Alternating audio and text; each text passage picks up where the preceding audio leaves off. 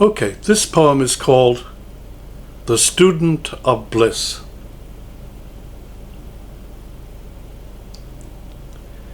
Lena considered the many options, the programs and catalogs of the various schools, the ones close to home and those far away, and decided to become a student of bliss. Bright girl, she could have taken almost any course of study. Her parents weren't happy, of course, that she spent their hard-earned money on something so frivolous. There's no future in it, they insisted. Look, you could be studying Christian denial, unbridled acquisitiveness, a blind obedience to the state, home economics.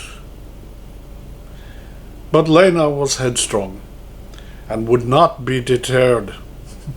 Bliss she entered during her sophomore year into the online application for degree programs. She was incorrigible. Now, I know what you're thinking. That is, if you were brought up on American movies and pulpit wisdom. Her story doesn't end well.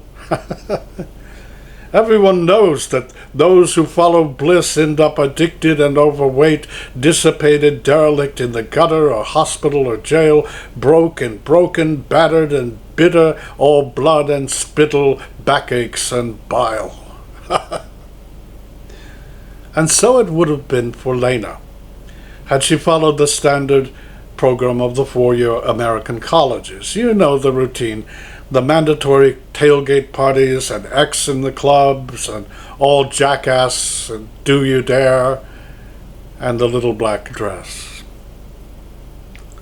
Of course, various educational reformers, as far back as Gautama Buddha and Lao Tzu and Al-Ghazali and Rumi and Nasruddin and the Baal Shem Tov, argued that students should move quickly through those elementary studies so they can get to the real thing. But it takes millennia for such critiques to bring about changes in the standard curriculum, and most students only minor in bliss anyway, so no harm done, some say.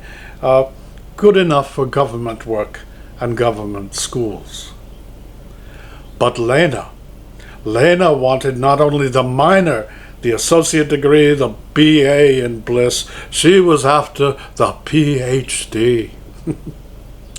And that's why she transferred in her junior year to the alternative program, where she finally got what she was looking for. Classes in the iridescence of pigeon wings, in the smell of hot sidewalks at dusk, in the sensitivities of earlobes, which are so various. Who knew? In whirling, of course, in the languages of birds, in waking dreaming, in stillness at the center, in liquid repose, in the disrobing of fruits, in the monkey dance.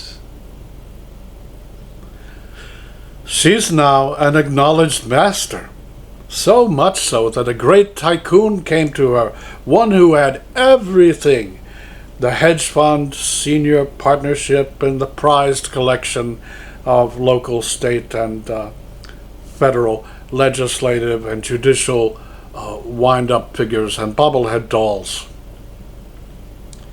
He wanted the one thing he didn't have: to be her student. In truth, he was smitten. In her presence, who wouldn't be? She told him what Yeshua told the rich young man who wanted to become his disciple. Go sell everything you have and give it to the poor. Then come back to me, for we have a lot of work to do. He was smitten, but stupid. He declined.